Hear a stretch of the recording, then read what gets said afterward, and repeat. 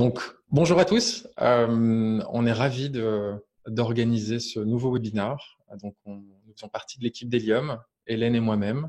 Je te laisse peut-être te Oui, présenter. bonjour. Donc moi, c'est Hélène. Je fais partie de l'équipe Customer Success, donc l'équipe qui accompagne les clients dans la mise en œuvre de la solution. Voilà, globalement, une fois que le projet démarre, c'est plutôt avec mon équipe que vous seriez amené à travailler. Et Grégory Culpin. Donc là, je travaille avec les équipes produits et marketing. Donc avant tout, sur la stratégie produit et de nous assurer qu'elle est bien alignée avec les besoins du marché. On va passer, hop, et donc là aussi, on va partager notre écran. L'objectif du webinaire aujourd'hui va être d'aborder les enjeux d'une part du partage de connaissances. Déjà un petit peu quel est le contexte, pourquoi est-ce qu'aujourd'hui il devient de plus en plus important dans le monde digital avant tout qui nous entoure dans les entreprises de mettre en place ce type d'initiative. Et pourquoi est-ce qu'aujourd'hui un grand nombre d'entreprises, qu'elles soient de petites ou de plus grande taille, sollicitent des acteurs tels qu'Helium pour les accompagner également dans ce changement qui n'est pas que technologique mais aussi culturel.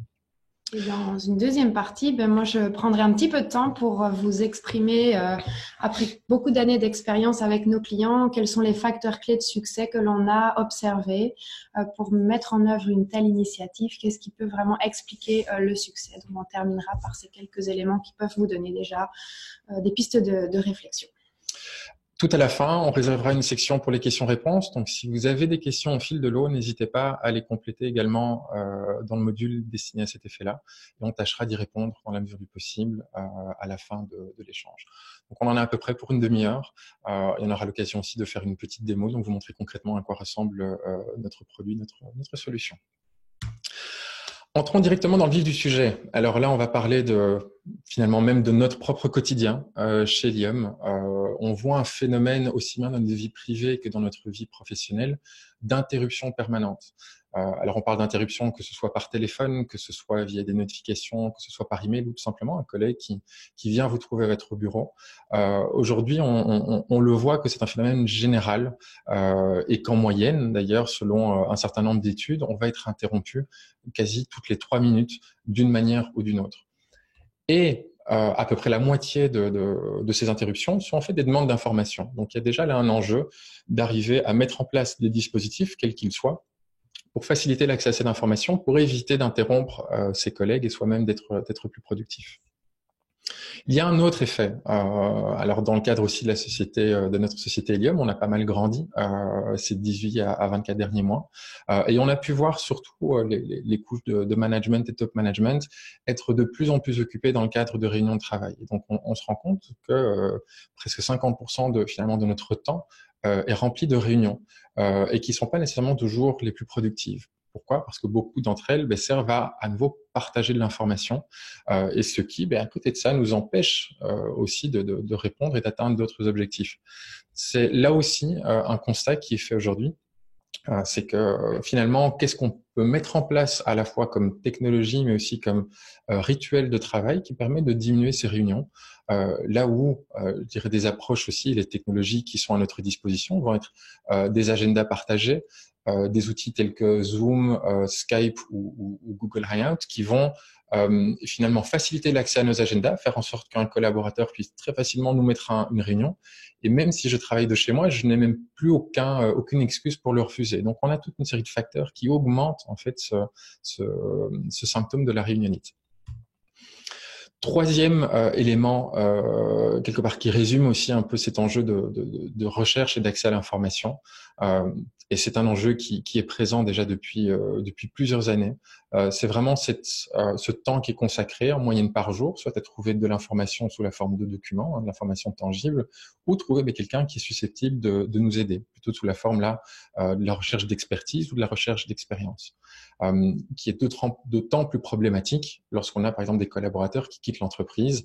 Et là aussi, on doit arriver à capturer cette expérience pour limiter l'impact en fait de ces départs.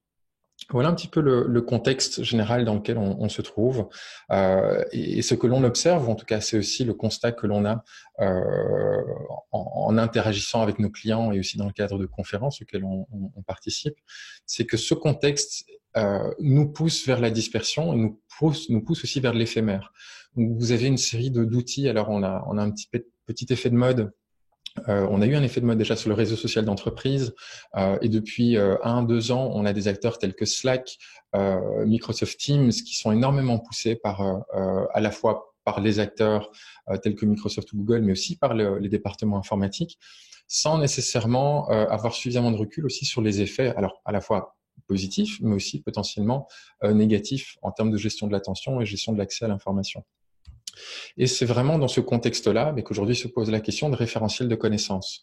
Il y a bien longtemps, il y avait énormément d'initiatives purement documentaires qui étaient mises en place avec des outils tels que Lotus Notes, Documentum, SharePoint vient également de cette école-là, donc de codifier de l'information de manière très structurée et généralement d'ailleurs peu conviviale. Donc c'est des projets qui en termes d'adoption ou d'engagement fonctionnaient pas nécessairement très bien auprès des collaborateurs finaux. Et aujourd'hui, on est en train de voir une nouvelle vague d'acteurs, tels qu'Helium, qui sont en train de moderniser l'approche au partage de connaissances. Et donc, comment est-ce qu'on va pouvoir capitaliser l'information qui a de la valeur dans l'entreprise? On y reviendra. Quel type d'information? Comment éviter de réinventer la roue? On en parlait quand quelqu'un aussi quitte l'entreprise. Comment éviter aussi l'impact que ça peut avoir en interne? Comment éviter même soi-même de refaire 2 fois le même travail? Et puis, l'enjeu principal, c'est comment arriver à sortir également de l'inertie collective. Comment arriver à faire adhérer l'ensemble de l'organisation. Pour résumer, et c'est très souvent la demande que nos collaborateurs ont, que nos clients ont en nous contactant, c'est d'avoir un enjeu de recherche d'information, d'avoir un besoin vraiment de retrouver de l'info en interne, et qui est très bien résumé ici par le directeur général d'Inextenso, qui résume leurs besoins, un besoin de Google interne, besoin de retrouver l'information immédiatement, de pouvoir l'organiser. Et ce qu'on a avant tout livré, au-delà de ce Google, c'est également ce livre d'entreprise. Donc le Wikipédia interne qui va permettre de capturer ce qui est essentiel et faire en sorte que chacun puisse s'y retrouver et participer à sa construction. Voilà en guise d'introduction. Alors, on fait un petit focus sur Helium. Aujourd'hui, en termes d'entreprise, on a bientôt combien d'années, Hélène, d'existence? Bientôt 10. Voilà, même un petit peu plus de 10 ans d'existence. On a fêté ça effectivement récemment. On est ce qu'on appelle un pure player, c'est-à-dire que notre unique activité, notre unique produit est la solution Helium et l'ensemble de l'entreprise tourne autour de cette solution et de son accompagnement, de sa mise en œuvre. Aujourd'hui, dans le domaine des solutions collaboratives, vous avez un certain nombre de spécialisations, dont celui du partage des connaissances. Sur cette niche particulière, Helium est extrêmement bien placé, positionné, au travers d'un certain nombre de benchmarks, de comparatifs. Et donc, notre objectif est de rester vraiment à la pointe de ce type d'initiative. On travaille énormément à l'international, donc on a à peu près 50% de nos projets aujourd'hui qui sont menés en France et en francophonie plus largement, mais toute une série aussi d'autres projets, que ce soit en Europe ou au-delà, sur des périmètres qui là aussi peuvent être très différents, à la fois en termes d'ampleur ou en termes de métier. Donc on va pouvoir travailler à la fois sur des métiers plutôt stratégiques, de marketing, de veille, mais également sur des métiers plus opérationnels, de mise à disposition de bonnes pratiques dans des contextes industriels. Donc là, on a beaucoup d'expérience et principalement aussi les équipes d'Hélène pour accompagner à la fois sur un volet technologique et méthodologique Helium. On a une trentaine de collaborateurs et on investit énormément dans le produit, comme on va pouvoir vous le montrer, qui évolue sans cesse. Donc, on n'est pas sur un produit qui s'installe chez le client, on est sur un produit que l'on appelle SaaS, donc Software as a Service, donc qui va évoluer en permanence, qui va faciliter énormément ces aspects-là. On parlait du marché. Alors aujourd'hui sur le marché, et si vous êtes dans une démarche aussi de recherche de solutions, vous le verrez, il y a beaucoup d'acteurs, à la fois d'acteurs historiques, mais il y a aussi de plus en plus de nouveaux acteurs sur ce créneau du knowledge sharing, du partage de connaissances.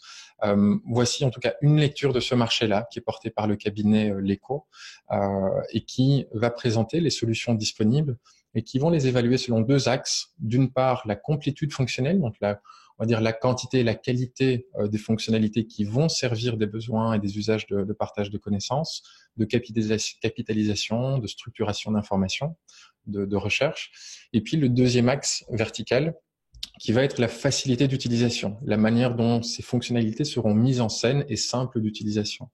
Et donc, c'est là où Helium va se distinguer, par exemple, d'un SharePoint, dans la mesure où il va être beaucoup plus simple à utiliser, à mettre en œuvre, à gérer au quotidien, même si ces fonctionnalités existent en standard, on va dire, dans la suite Office 365 et SharePoint. Et donc là, c'est plutôt sur le cadran en bas à droite. Et là où Helium va se distinguer, par exemple, d'un Slack, c'est qu'on va avoir une qualité d'expérience similaire, mais on va amener plus de fonctionnalités, plus de profondeur.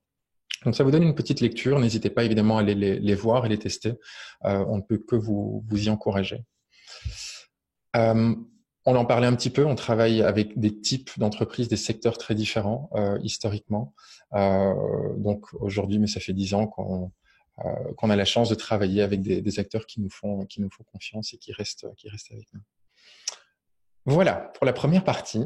Maintenant, c'est le moment de plonger un peu plus concrètement dans la solution. Alors, en termes d'aperçu, ce qui est surtout intéressant, c'est déjà de l'aborder sous l'angle des usages. Quels sont les usages, les types de contenus qu'on va vouloir partager au sein de l'entreprise?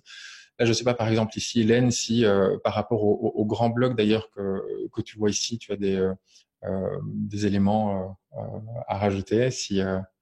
On a pas mal de clients dans ces différents cas d'usage. Ce qui est important de préciser, c'est bien sûr que c'est toujours la même solution unique, mais c'est chaque client qui en fait et en tire l'usage qui correspond à ce dont il avait besoin.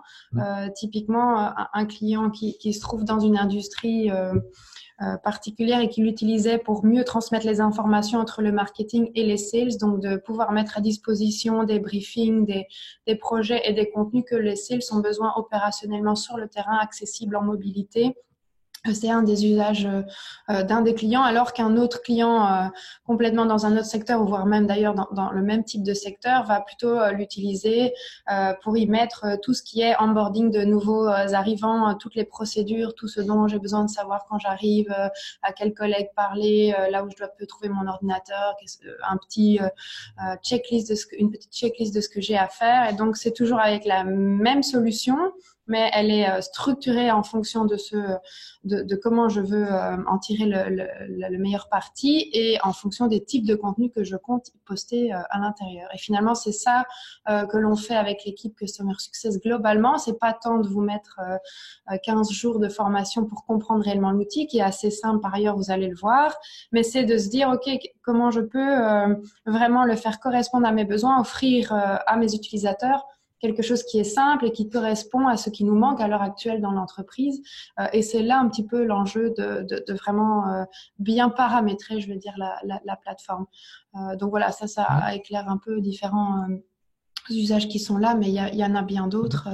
Par rapport ici au métier, par exemple, que l'on voit, est-ce qu'on est plutôt sur des projets clients, des plateformes qui adressent un usage unique ou qui vont éventuellement combiner les différents usages au sein d'une même plateforme?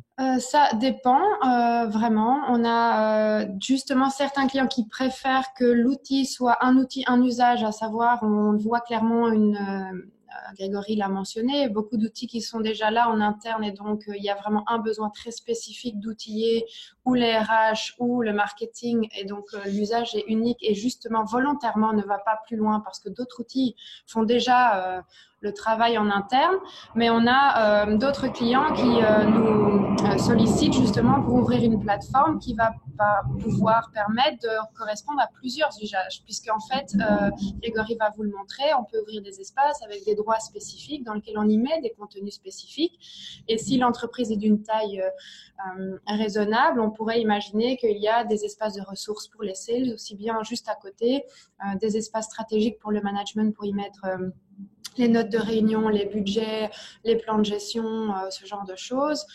Et à côté, sur la même plateforme avec des droits différents, l'équipe IT qui partage toutes ces procédures, les règles sur les outils, tout ce qui est le support et les helpdesk par exemple. Et donc, on peut avoir un usage pour une plateforme Helium comme sur la même plateforme, divers usages. Je dirais que la tendance, la majorité, c'est plutôt un usage pour notre plateforme, mais voilà, ça dépend. C'est ça. Et donc là, on peut faire d'ailleurs un lien, et je pense que c'est ce qu'on voit, un lien direct entre la taille de l'entreprise.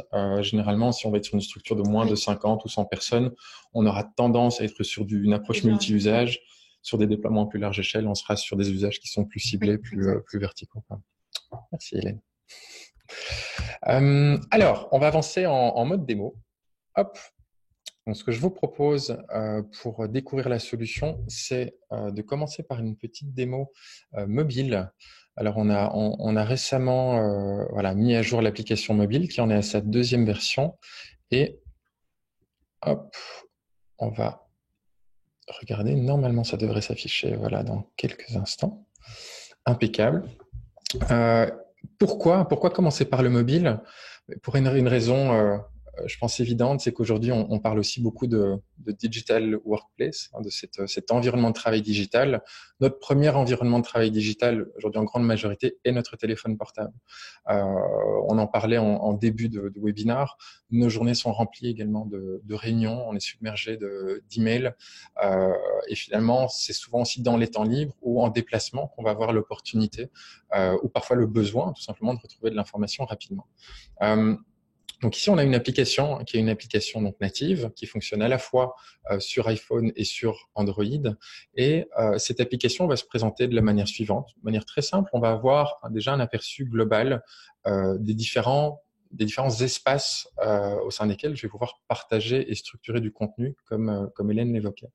Au sein de ces différents espaces, on va pouvoir également attribuer un certain nombre de collaborateurs. Donc là, je peux voir également qu'il y a un certain nombre de membres dans chacun de ces espaces. Des espaces qui ont des objectifs différents, des objectifs métiers différents, certains qui peuvent être destinés à du partage de bonnes pratiques, de contenu de formation, d'autres des cas clients. On peut avoir ici, on a des exemples d'espaces qui sont destinés plutôt à des contenus stratégiques, donc des comptes rendus de réunions, des plans stratégiques. Et si je rentre par exemple dans un de ces espaces, ici cas client, je vais taper dessus, on rentre au sein de cet espace et je vais pouvoir personnaliser, lorsque je suis responsable de cet espace, la navigation, donc aller plus loin. On va retrouver ici, donc c'est quelques cas clients incontournables. Si j'ouvre cette vue-ci, je vais retrouver un certain nombre de cas clients pour vous montrer à quoi celui-ci peut ressembler. En fait, il s'agit d'une page qui est dédiée et au sein de laquelle on va pouvoir rassembler toute une série de sous-contenus d'une certaine manière. Donc là, je vais avoir à la fois peut-être du texte, mais aussi des éléments riches, tels que des fichiers, tels que des vidéos, tels que des liens aussi vers des drives. Et je vais pouvoir directement les lire à partir de mon application mobile. Je remonte un petit peu dans ma navigation. Donc là, c'était un premier exemple. Ici, je remonte au niveau des espaces de stratégie, des comptes rendus, par exemple, de réunions. Et là, on va pouvoir retrouver ici un exemple de compte rendu qui aura été partagé, notifié et auquel j'aurai très facilement accès. Le partage en tant que tel se fait très simplement. Alors, 90% du partage s'effectue à partir plutôt de son ordinateur, pas nécessairement du mobile, mais vous avez la possibilité d'également partager un contenu, d'écrire un contenu, sélectionner éventuellement, là j'ai tapé à côté, vous allez pouvoir aussi sélectionner un fichier, un lien pour le partager directement dans la plateforme. J'ai une vue, alors sous la forme d'un flux de contenu, plutôt ordonné par ceux qui sont les plus récents, et je vais avoir la possibilité non seulement de commenter, d'interagir autour d'un contenu, au-delà de le lire. Ici, je vais par exemple, apprécier ce contenu. On a une petite couche sociale, mais je vais également pouvoir le rajouter à mes favoris. Et donc là, c'est intéressant lorsqu'on est sur une plateforme qui dispose de beaucoup de contenu, ou alors, peut-être que lorsque je suis sur mon ordinateur, on m'a alerté, on m'a notifié par rapport à un document, un livre blanc qui m'intéresse de relire plus tard. Mais ça va me permettre ensuite, lorsque je suis en mobilité, ou l'inverse, en permanence d'accéder à ces favoris. Et donc, sur la barre également du dessous, je vais avoir un lien directement vers ces favoris qui vont me permettre de les retrouver, de les consulter. Par rapport aux interactions qu'il y a autour d'un contenu, donc on va pouvoir mentionner aussi comme dans des plateformes sociales des collaborateurs, donc les alerter également de nouvelles informations susceptibles de les intéresser. Je vais avoir un centre de notification. Lorsqu'il y a une mise à jour d'un contenu, je vais également être notifié. Et puis sur le dernier élément au niveau de l'application mobile, en bas à droite, vous allez retrouver un annuaire. Donc, on parlait tout à l'heure non seulement de retrouver de l'information, mais également des collaborateurs. Énormément de clients utilisent cette partie-ci pour pouvoir retrouver, soit sur base évidemment du nom des collaborateurs, mais aussi des compétences du collaborateur, les personnes susceptibles de l'aider. Par exemple, ici, notre collègue Clément, de pouvoir directement aussi le solliciter si ses coordonnées s'y trouvent. Cette partie annuaire s'intègre aussi avec votre annuaire existant. Donc, si vous avez Office 365 ou vous avez la suite Google, on va s'intégrer non seulement en termes d'annuaire et donc les données qu'on y retrouve, mais également sur la partie authentification, donc que l'on appelle SSO, Single Sign-On. Voilà pour la petite parenthèse. Donc là, au niveau de l'application, on a vu la partie navigation, on a vu comment est-ce qu'on va pouvoir également partager un contenu. On peut également partager, juste pour information, des signets. Donc lorsque je suis sur un article dans mon navigateur mobile, en un clic, je vais pouvoir le partager au sein d'Helium. Sachez-le.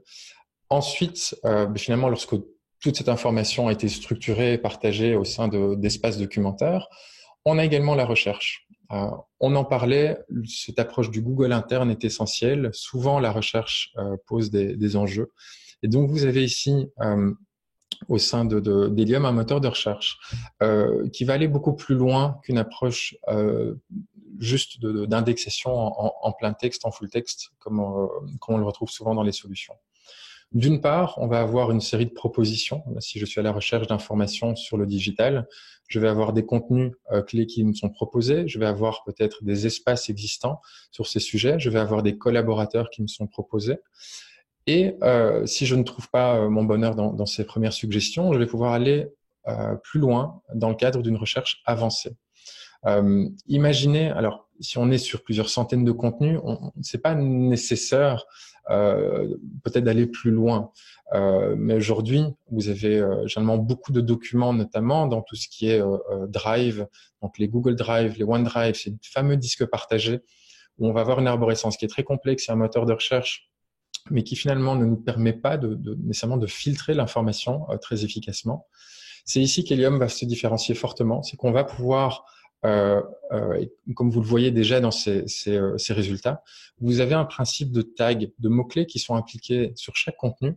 Et ces mots-clés vont pouvoir être préstructurés. Donc, on a une gestion également au niveau du back-office d'Helium qui va nous permettre d'identifier quel est le vocabulaire utilisé soit par les producteurs d'infos, soit par l'ensemble des utilisateurs pour structurer les contenus. Et donc là, je vais pouvoir, au-delà de la recherche, je vais pouvoir, par exemple, uniquement faire une recherche par type de contenu.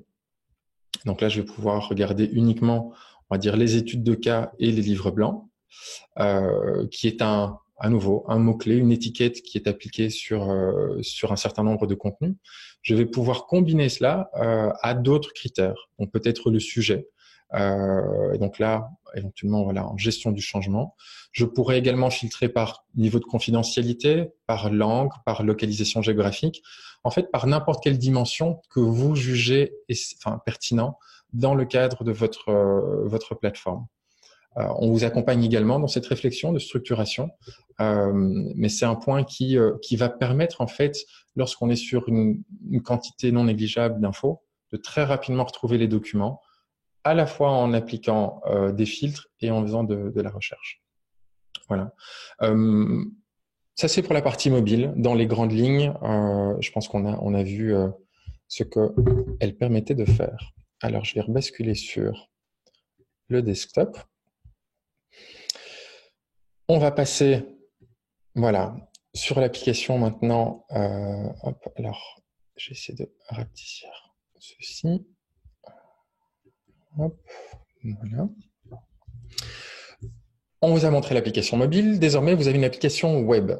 Cette application web, d'une part, elle est disponible en plusieurs langues en termes d'interface. Ici, vous l'avez en français, donc au niveau des actions. Et elle se présente de la manière suivante. C'est que vous avez comme page d'accueil la page que vous voyez ici, qui se présente avec, dans le haut, une barre horizontale qui sera en permanence disponible dans l'application. Vous avez à gauche une barre latérale qui va mettre l'accent sur un certain nombre de contenus clés, ainsi que sur l'annuaire que l'on vous a montré sur l'application mobile. et qui va mettre en évidence la navigation, donc qui vous donnera une vue d'ensemble en fait, des contenus de votre plateforme.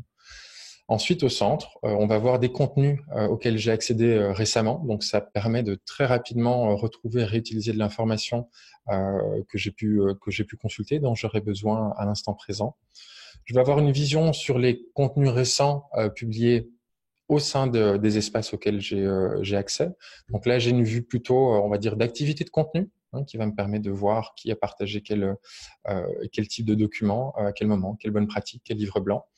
Et puis, j'ai un petit journal d'activité à droite qui me permettra de voir plutôt, on va dire, voilà, s'il y a eu des commentaires qui ont été apposés sur des contenus, s'il y a des nouvelles mises à jour qui ont été faites. Donc là, vous avez plutôt le pouls de l'organisation, le pouls de la plateforme qui va s'exprimer de ce côté-ci, qui va favoriser en fait la découverte d'informations. Si je regarde ici au niveau de la navigation, en fait, c'est très très simple, hein. Vous avez un principe d'arborescence, donc où vous avez un premier niveau de structuration, qui sont des groupes d'espaces et qui vont rassembler un certain nombre d'espaces au niveau desquels on va gérer les droits d'accès. Donc, en fait, au niveau de chaque espace, on va pouvoir gérer quels sont les membres qui en font partie, quelle est l'apparence également de cet espace en termes de couleurs, quels sont également on va dire les sous-éléments de navigation qui le constituent. Et je vais pouvoir accéder dans ce cadre-ci, un espace sur les rapports et les comptes rendus de réunion. En cliquant sur ce lien, sur son compte rendu, je vais pouvoir directement accéder à ce document. Alors là, vous pouvez voir, je vous l'avais affiché sur le mobile où on est un petit peu plus limité en termes de place. Ce qui est très intéressant dans l'approche en fait de la notion de document dans Helium, c'est qu'on va aller beaucoup plus loin que cette logique finalement de document statique. On va être sur une logique de document composite, une sorte de collection d'informations qui sera composée à la fois de textes qu'on va pouvoir mettre en forme, voire aussi de métadonnées en fait, hein. Donc on va pouvoir même aussi apporter un petit peu plus de contexte autour de cette page. On va pouvoir rajouter des annexes à ce document, donc des pièces jointes. On va pouvoir lier peut-être aussi, quand vous travaillez avec Google Drive, en fait, très souvent les documents de travail sont réalisés au sein de ces drives et on va pouvoir facilement lier et intégrer ces documents sans venir les recopier, donc sans le travail fastidieux de les remettre. On va pouvoir lier éventuellement à des applications tierces, des applications métiers, telles qu'ici un Trello, qui va me permettre là aussi de faire émerger des tableaux de bord au sein de cette fiche, voire des états de projet marketing. Ici, il s'agit d'un Google Doc, un tableau Google pour être plus précis, et je vais aussi pouvoir le prévisualiser. Donc là, il y a, en fait, ces pages sont extrêmement flexibles, notamment aussi en termes d'édition. Donc, on peut imaginer qu'il s'agit d'une édition complexe, voilà, avec du code HTML. Mais en fait, sur la partie édition, n'importe qui va pouvoir très facilement mettre en forme ces contenus, rajouter éventuellement, si je prends ici un exemple, un livre blanc que j'ai sur mon bureau, je vais pouvoir juste le glisser, déposer au sein de cette page voilà, pour pouvoir, il est peut-être un petit peu lourd, non, ça passe, pour pouvoir enrichir ce contenu. Si j'ai besoin de créer des liens vers des applications tierces ou vers un drive, mais là aussi, en un clic, je vais pouvoir le faire. Donc, il y a une grande simplicité dans le partage et la contribution des contenus. On n'a pas montré, cette création de contenu démarre toujours, on ne l'a pas vu sur l'application mobile, de ce bouton supérieur où vous pouvez sélectionner le type de contenu que vous avez envie de partager. Et ce que Grégory montrait là, c'est une story, donc c'est une page que là, on construit un petit peu comment on a envie de la créer avec les blocs qu'on a envie d'y mettre en fait. Là aussi, on peut dresser un parallèle avec l'approche on va dire très sociale et très libre d'un côté des plateformes telles que voilà, Yammer, Facebook Workplace, Slack, alors certes, vous avez des zones de partage, mais par contre, on ne vous guide pas du tout dans la manière d'organiser l'information. D'ailleurs, ces solutions ne permettent pas d'organiser l'information, soyons clairs. Et à l'inverse, vous avez des solutions documentaires qui, pour le coup, permettent de structurer de l'information, mais généralement de manière très rigide. Donc, ça devient beaucoup plus compliqué aussi de faire vivre ce référentiel documentaire. Là où Helium se situe finalement à la croisée des deux, c'est-à-dire qu'on arrive à apporter de la vie et du contexte autour de l'information, Et donc, pour faire le lien avec la création de contenu, soit on peut partir d'une page blanche et on part de rien, où je peux glisser, déposer un document directement pour le partager, ou un article web, ou alors on va pouvoir créer des modèles. Et donc, c'est vraiment là où aussi, en fonction de chaque plateforme, vous avez la possibilité, en fait, et si je remonte ici d'un cran, on va retrouver encore plus de modèles, de créer par exemple un modèle de cas client, de créer un modèle de dossier concurrent, un modèle de fiche produit, et qui va en fait guider l'utilisateur au partage d'informations pour ne pas être esseulé, que ça devienne beaucoup plus naturel pour lui. Donc voilà, là on est sur quelques exemples, et en fait ces modèles, finalement, vous êtes tout à fait libre. Techniquement, c'est extrêmement simple là aussi de créer différents modèles avec un petit visuel, et tout ça va permettre voilà, d'avoir une solution qui est très pertinente pour les utilisateurs. Alors, le temps avance doucement. Voilà, quelques petits exemples que vous voyez aussi en termes de type de contenu. On va pouvoir partager des documents, donc là aussi intégrer des documents, les prévisualiser directement dans l'environnement. C'est utilisé beaucoup pour de l'onboarding. Là, c'est vraiment aussi l'exemple qu'Hélène évoquait, de pouvoir créer des capsules de connaissances pour faciliter l'arrivée de nouveaux collaborateurs avec l'accès à une série d'informations, et pouvoir tout simplement dupliquer en fait ces capsules de connaissances à l'arrivée d'un nouveau collaborateur. Donc, vous avez cette partie-là, la navigation. On va retrouver l'annuaire que l'on a retrouvé également sur l'application mobile, donc qui va me permettre là aussi de voir les différents collaborateurs et les identifier éventuellement par compétence, par sujet, par organisation, avec là des fiches de profil qui vont être également plus riches et qui vont me permettre de mieux comprendre à qui j'ai affaire. Et sur le dernier élément, c'est la partie recherche d'informations. Et donc là, si je reprends l'exemple aussi de recherche, par exemple de contenu autour du digital, qui est l'exemple précédemment utilisé, je vais pouvoir lancer ma recherche au sein de la plateforme. Et là, vous voyez aussi de manière beaucoup plus évidente les éléments qui ressortent de la recherche d'Helium. C'est-à-dire que vous avez les contenus qui correspondent à votre recherche. Chaque contenu est en fait une capsule, et on va même venir remonter les sous-éléments qui auraient été partagés au sein d'une capsule, qu'il s'agisse d'une pièce jointe, voilà, dans ce cas-ci, ou bien d'un mot qui a été cité dans un article que j'aurais partagé dans une de ces capsules. On va aller très loin dans cette approche, voir aussi les commentaires. Donc, on va vraiment avoir une approche très exhaustive, et on va pouvoir à gauche, mais là aussi, réappliquer les mots-clés qui vont permettre à un utilisateur de directement filtrer et retrouver l'info en l'espace de 1 ou 2 clics, et qui là va être beaucoup plus efficace qu'une approche par arborescence, là où à nouveau dans des Google Drive, on va être dans une approche purement de dossier, sous-dossier, sous-sous-dossier, et Dieu sait à quel point c'est compliqué de retrouver l'info dans ces cas-là. Dernier élément, alors on peut peut-être rechercher l'information à un temps précis, à un moment précis. C'est également important, et beaucoup de nos clients apprécient cette fonctionnalité, c'est de pouvoir s'abonner à un périmètre d'information. Donc là, ce qui m'intéresse, c'est une newsletter de nouvelles études de cas, de les recevoir tous les lundis, les mercredis, les vendredis matins à 9h. Je vais pouvoir me créer cette alerte et recevoir un résumé joliment mis en forme dans ma boîte mail.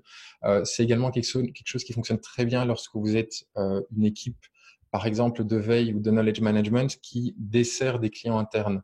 Donc, si vous avez aujourd'hui des produits d'information de communication où vous devez tenir au courant régulièrement différentes populations internes de manière ciblée sur de l'info, c'est un moyen qui permet de gagner énormément en productivité aussi pour ces équipes. Voilà dans les grandes lignes. Est-ce qu'il y a des choses que j'aurais omises? Non, je pense que là, c'est déjà un tour assez complet. On a fait le tour. Au-delà, vous avez la gestion des utilisateurs, vous avez la possibilité de gérer aussi l'aperçu, l'apparence de la solution. Voilà un petit peu de quoi il s'agit. Alors, comme j'ai l'habitude de beaucoup parler, maintenant je vais te céder la parole. Du coup, en 3 minutes, je vais vous faire non, je pense qu'on peut encore la prendre 5 minutes. brève sur les facteurs clés de succès.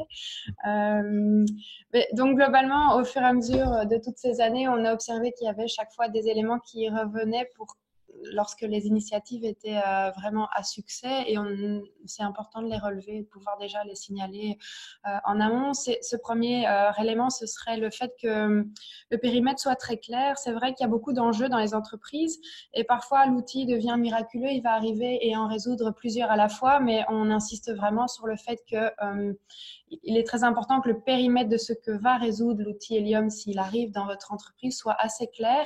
Il peut faire plusieurs choses, mais ces choses doivent être définies d'avance, non seulement parce que dans la campagne de communication, dans les messages que vous allez transmettre aux utilisateurs, c'est important, mais aussi pour qu'on puisse avancer dans le projet, savoir ce qu'on peut y trouver dans cette plateforme et pas mélanger un peu tout et son contraire. Sinon, ça ajoute de la complexité au périmètre technologique qui est parfois très complexe. Et le but, c'est pas ça, c'est de le rendre justement plus simple. Et le sponsor, c'est pas une surprise. Dès que le sponsor est engagé et peut supporter l'initiative, on sent vraiment une autre dynamique. On voit que c'est porté par le plus haut niveau et donc il y a une vraie volonté de changer les choses et de changer non pas l'outil, mais de changer les processus et la façon dont les choses se déroulent dans les entreprises. Donc, c'est assez puissant quand le sponsor peut porter l'initiative. On l'a dit, mais dans ce paysage complexe d'outils, on travaille souvent avec les clients avant même qu'Helium arrive de se dire, OK, vous avez combien d'outils? À quoi servent-ils? Quels sont les publics cibles? Quel contenu clé se trouve dans chaque outil? Est-ce qu'Helium va éclaircir cette situation, va pouvoir remplacer certains outils, va pouvoir prendre sa place dans quelque chose qu'il manque, afin que ce soit vraiment un succès et qu'on puisse ajouter un outil qui offre plus de simplicité et pas plus de complexité. C'est là vraiment l'enjeu, surtout à l'heure actuelle. On voit vraiment que c'est là que le problème se pose. Une équipe projet multidisciplinaire, c'est une question qu'on a souvent. Qui mettre dans l'équipe projet? Bien évidemment, ça dépend de qui vient l'initiative. Si c'est le département communication, il y a forcément un responsable communication. Si c'est plutôt des équipes métiers, il y a le métier, ou les équipes RH, il y a le RH. Mais on insiste sur le fait qu'on aime avoir des équipes projet de 2, 3 ou 4 personnes et qui sont multidisciplinaires, c'est-à-dire qu'il y ait le métier et le porteur de projet et des collaborateurs de terrain qui soient dans l'équipe projet pour faire partager leur réalité et construire une plateforme qui ne soit non pas construite sur la hiérarchie, les divisions, les départements, comme on aurait la vision classique, mais qui soit construite pour répondre aux besoins du terrain. La question est parfois aussi, est-ce que le département IT doit être inclus dans cette équipe projet volontiers s'ils veulent se joindre, et d'ailleurs on les interpellera en temps voulu, mais il n'est pas du tout nécessaire car il y a très très peu de sujets techniques qui vont être abordés. Finalement, la plateforme elle est accessible, on la paramètre de façon assez autonome, c'est juste l'intégration dans le paysage existant qui peut être intéressant. Donc voilà. Ça, donc le single sign-on et alors Voilà. peut-être des imports des éventuels. Imports, alors là, on aurait besoin qu'on appellera à la demande s'il y a des projets où il n'y a pas du tout besoin et ça avance tout à fait en autonomie.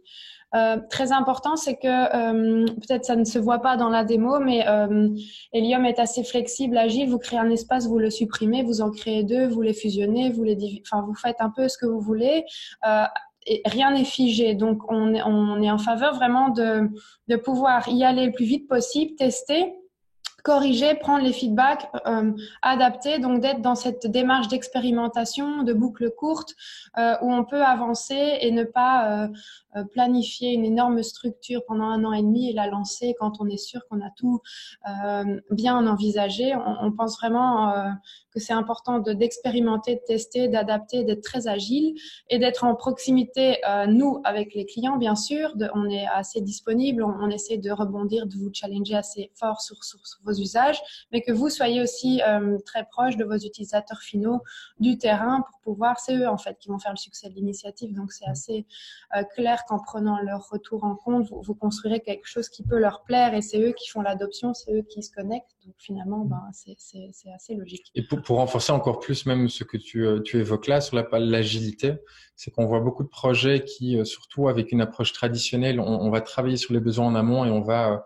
quelque part définir un cadre qui ne va plus pouvoir évoluer au fil du projet. Et on le voit notamment avec les acteurs ou les technologies de type documentaire, c'est que ça devient beaucoup plus compliqué en fait de bouger une fois qu'on a défini toute une structure. Donc c'est essentiel pour le succès du projet d'avoir ce côté organique, l'approche semi-structurée.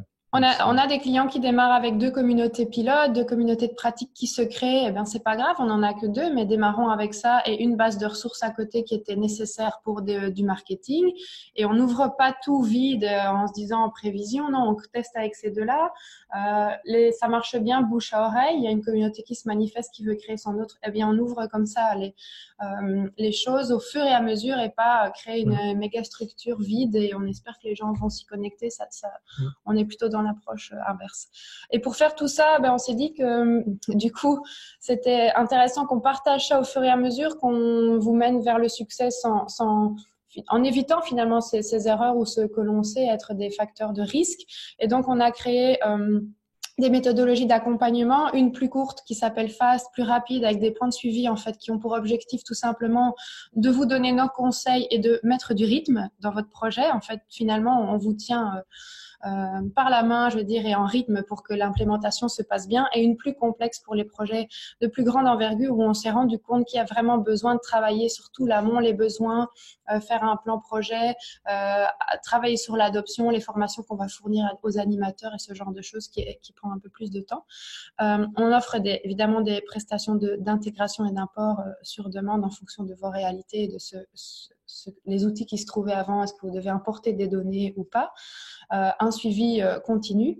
Et puis, tout au long du projet, on a un Learning Center que vous pouvez dès maintenant auquel vous pouvez accéder dès maintenant si cela vous plaît. C'est learn.helium.com où tous nos guides, nos facs et nos tutoriels sont en ligne afin d'avoir en temps réel tout le temps la documentation disponible pour vos utilisateurs finaux.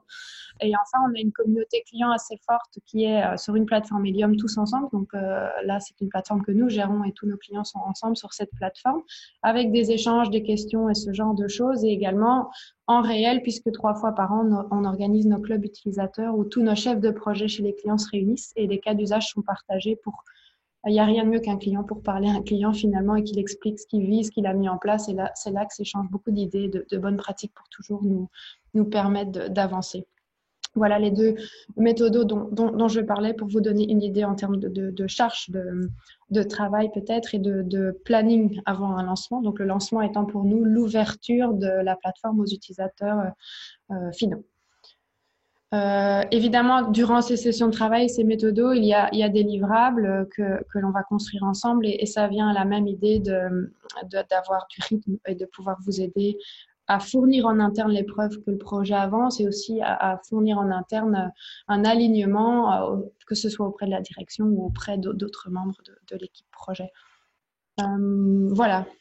Voilà. Merci en tout cas pour la partie accompagnement.